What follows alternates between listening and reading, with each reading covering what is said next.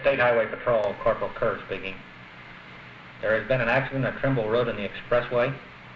A car and truck are involved.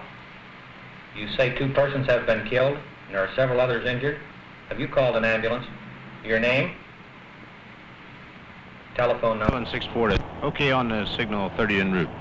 Okay on the signal 30 en route.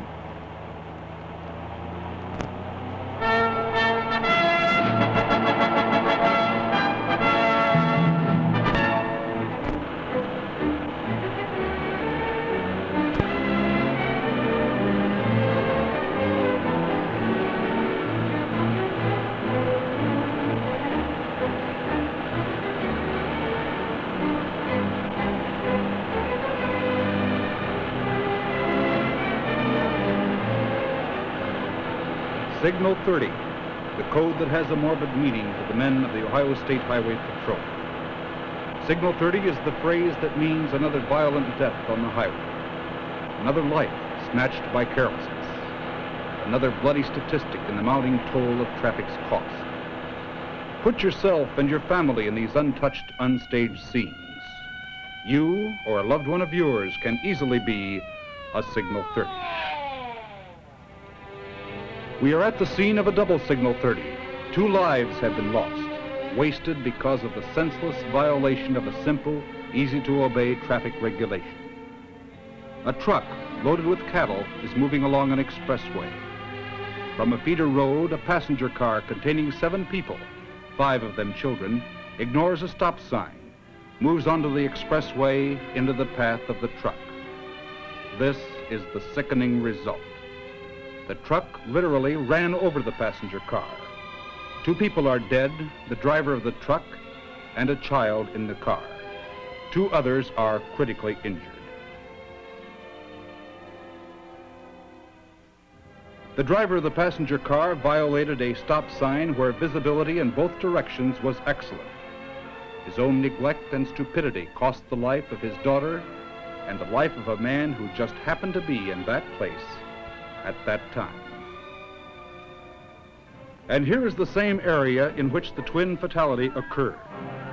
Only a few are paying attention to the red octagon, which is the universal signal for stop.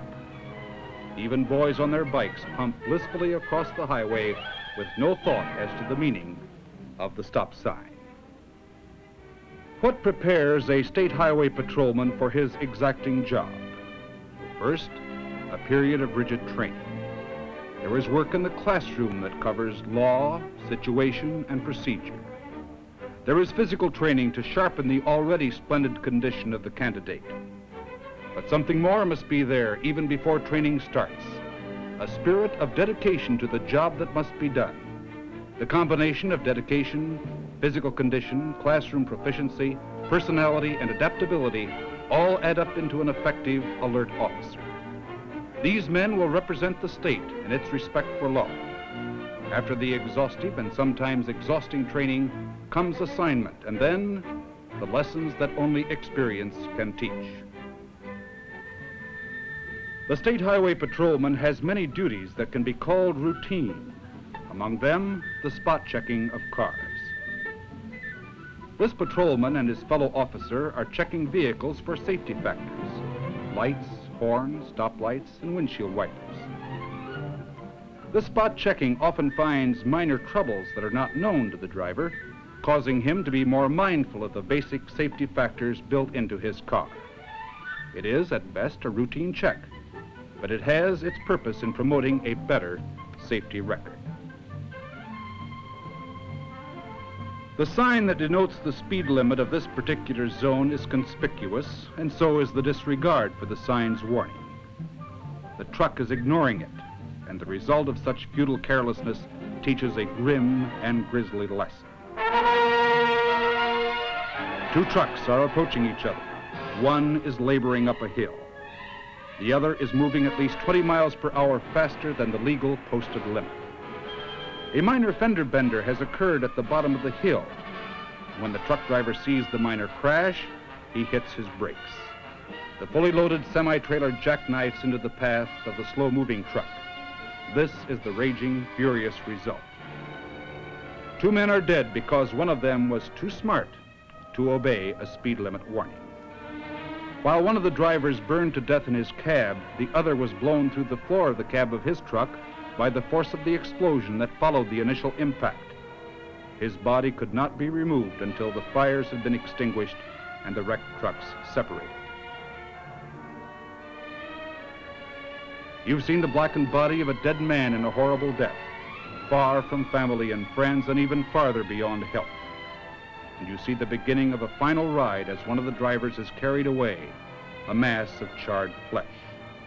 Had the speeding truck driver observed the 45-mile-per-hour speed limit, there would have been a plus safety factor. There would have been no death. How many ifs dominate your driving habits?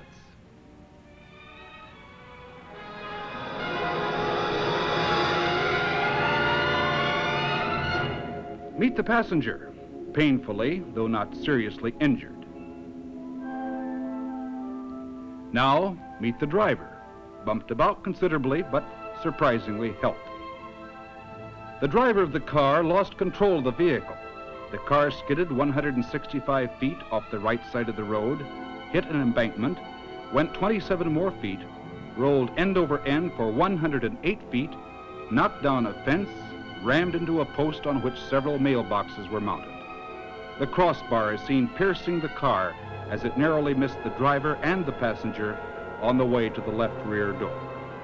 One man injured painfully, the other scared stiff, with only a hazy recollection of what happened. This is the result of driving carelessly, with only casual attention given to the important mechanics of driving.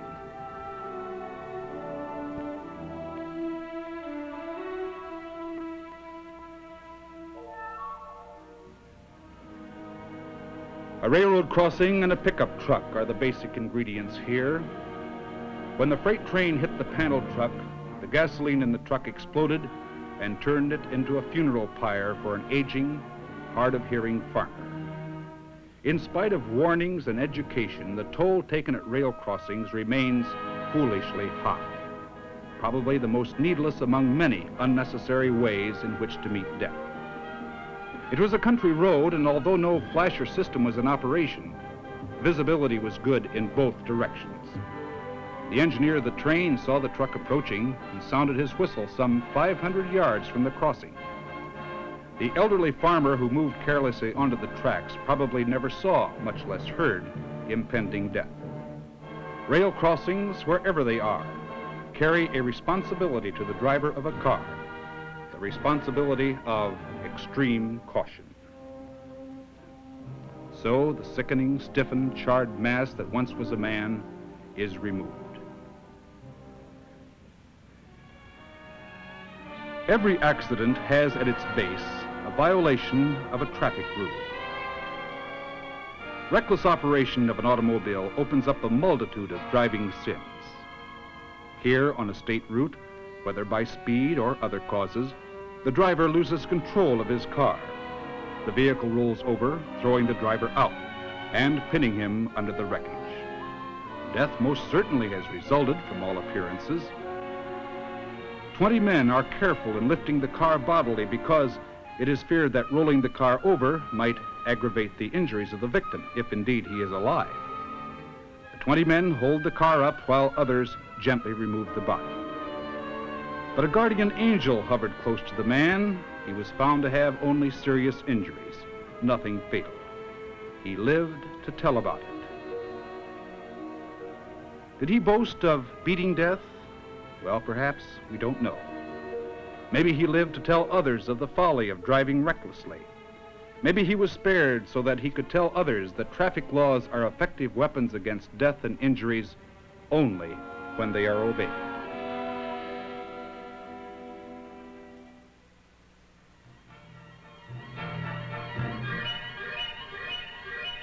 There's trouble ahead, trouble that may or may not be a signal 30. What will we find? A minor mishap? Or will we look upon the stark face of death?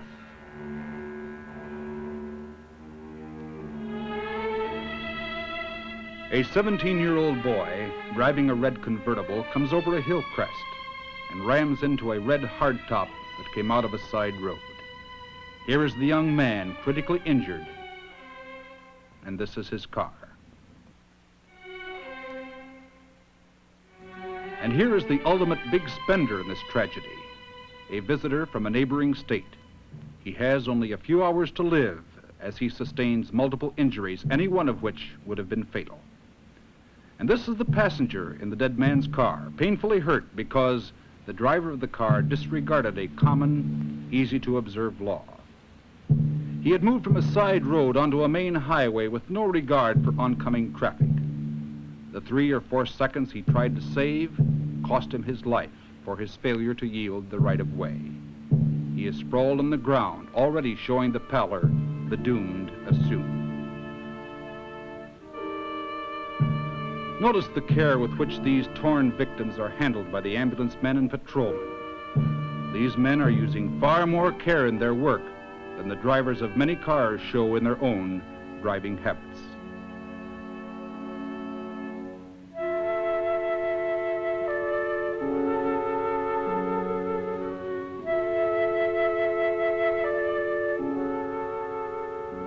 Under the green blanket is the driver of the convertible, while the driver of the hardtop lies only a few hours away from death. Another victim of the careless disregard of laws that were made not to restrict drivers, but to protect them. The man and his wife were in the area to attend her mother's funeral the next day. Thus, 14 hours before that sad ceremony, her husband met his death. The end of a trip to a funeral was simple in this case: another funeral.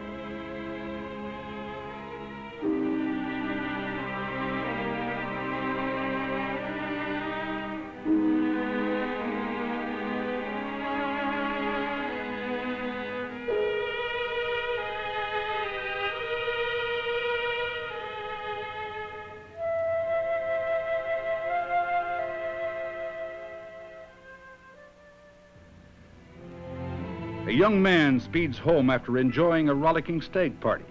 He thunders down a dirt road and plunges through a dead end, through a farmer's fence, and into an area that had recently been cleared of trees. The car bounced along, sprung open the door, and threw the driver partially out of the car. With the man's body momentarily hanging outside, the car door hits a stump and forces the door against the driver's chest, crushing him between the door and the car's doorpost. 2 ironies presented themselves in this case. One, the damage to the car was slight. A repair bill of $75 to $100 would have covered it easily. Second, the man and his wife were planning a party for the next day, a party observing his young son's birthday. Another fact that should be remembered in this careless, useless expenditure of life: the dead man knew the road well, knew it too well, because here familiarity was the mother of carelessness.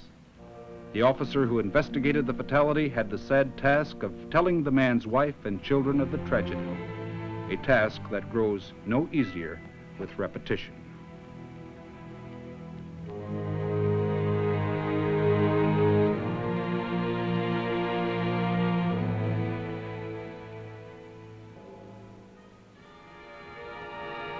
A high school football star speeds down a country road late at night. His love of speed cost him his life. There were no witnesses, but it seems obvious that the car went out of control, wrapped itself around a tree, instantly killing the boy. A speeding car, once it begins to go out of control, is impossible to bring back to even keel. It took several hours for the car to be pried away from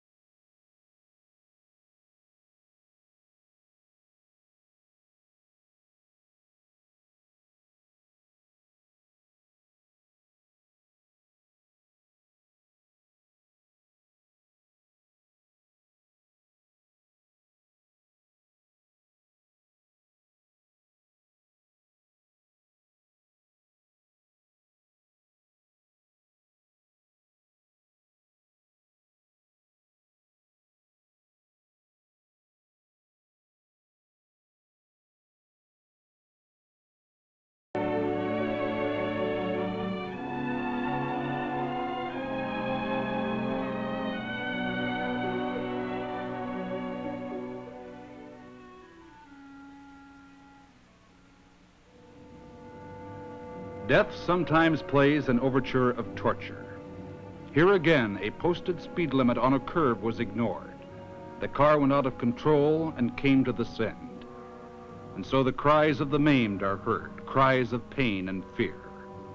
This woman wept, but cried even more the next day, for then her husband died.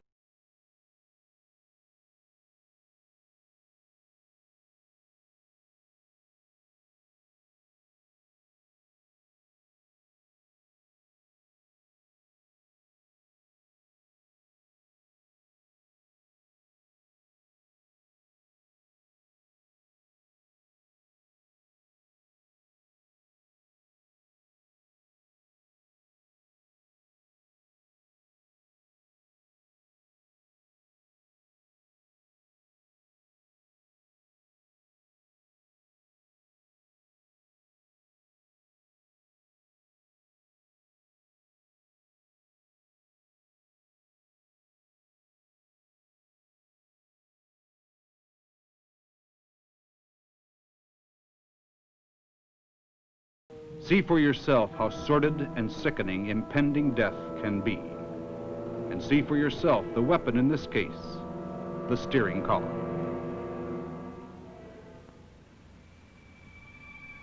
Now and then, when death throws the dice, a motorist is lucky, but the odds are fixed against you.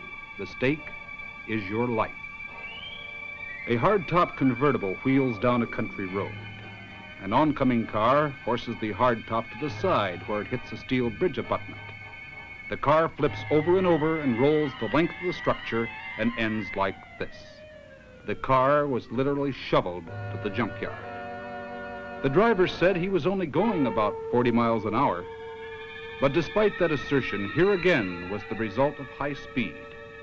The belief that speed limit warnings are for other people.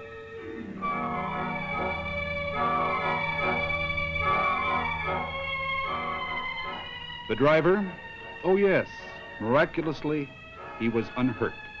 His injuries were limited to a few scratches. He crawled out of this tangled mess of metal. How could it be? A truck trailer outfit is loaded with 40,000 pounds of steel pipe. The driver is on his way home, 2,000 miles away. There's a sharp curve. The heavy rig goes out of control and ends in a creek. The young driver is crushed to death in an instant by the shifting steel.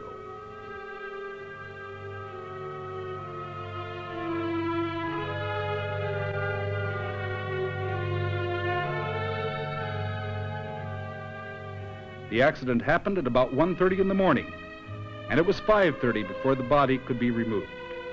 Much of the steel had to be removed first before wrecking equipment could be brought into operation. Adding to the tragedy was the fact that the young man was on his first trip for a new company on a brand new job, his first over-the-road experience alone. Was he sleepy? Was he going too fast for safety? What factor came in here to cause death? Well, whatever it was swift and it was final. If it was speed, the warning is clear. If it was drowsiness, it still is a lesson, because driving is a full-time job requiring 100% of the driver's faculties. The morning sun lights the last act of the tragedy. The young man is on his way home.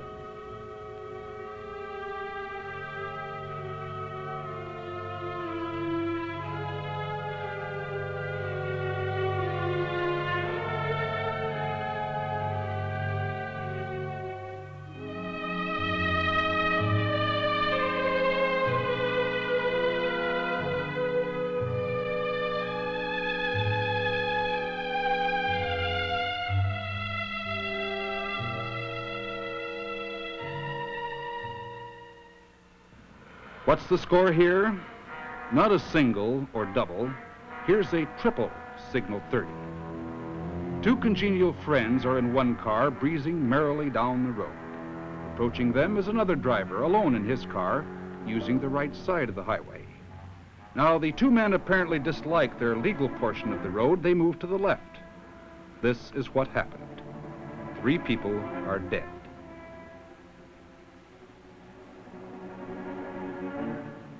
Here, the oldest traffic law in history has been broken. Keep to the right. Now, the men who died in this one were no different than you or I, really. So imagine yourself in this position. Believe me, it could happen to you.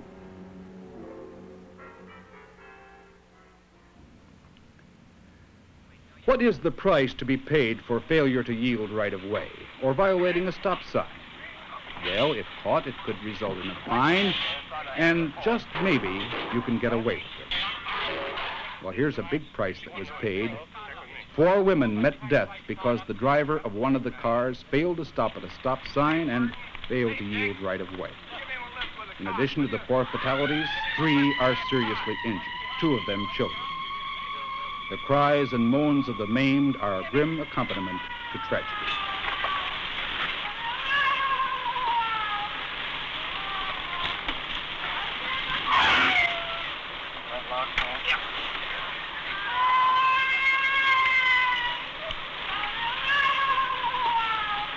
Give me one lift with a cot, will you? You get her out?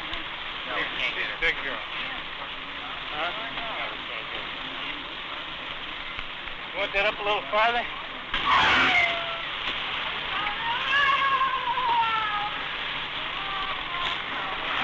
You need any help back here, Paul? I need a lot of help.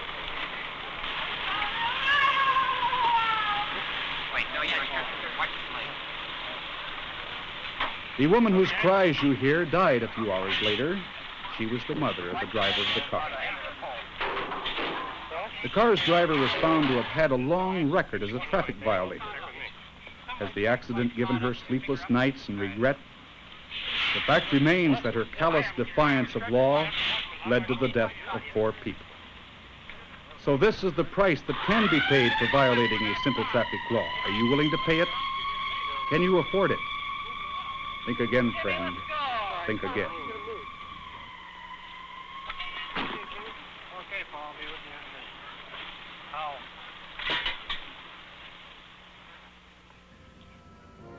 Do you, as a driver, wish to assume the responsibility of creating a hardship by destroying the life of the head of a family? Would your conscience ever rest? What is the impact on a family whose husband and father met death? Let's watch and listen.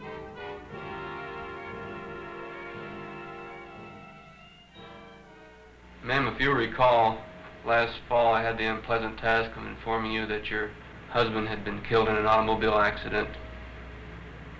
That is one of the many unpleasant tasks that we police officers have. Today I would like to get some sort of a message from you to pass on to the motoring public. As you know, there are many thousands killed in accidents each year.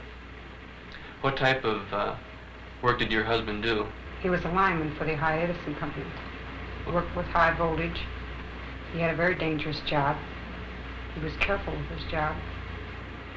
Was he a careful driver? Well, he was a fast driver. He was usually reasonably careful, but he did drive fast. More so when he was alone than he did when the children and I were with him. Did you ever have to correct his driving? Yes, I asked him to slow down quite frequently. And how has this accident affected your life and your family's? Well, it means that I'll have to go to work very shortly, provide for the children's education, all their needs, whereas they would have had a father to help with that. The letter E is an important item in highway safety. It stands for education, enforcement, and engineering. Our highways are engineered for safety and convenience. Enforcement officers are trained and alerted to help traffic flow smoothly and safely. And that leaves the third E, education, and that one involves all of us. If we educate ourselves to our dangers and our responsibilities, we can expect accident-free highways. We can obey the law. We can use courtesy and consideration. Let's all of us regard the automobile as a useful servant and priceless necessity, not as a weapon to maim and kill.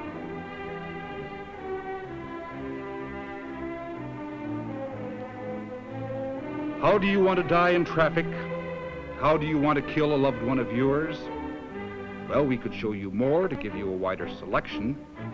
All of these resulted from violations of simple traffic regulations. It's up to you and your own driving habits. We don't like to take these pictures, but whether we show you or your loved ones in the ugly sprawl of death is largely up to you. You can be, if you wish, just another Signal 30.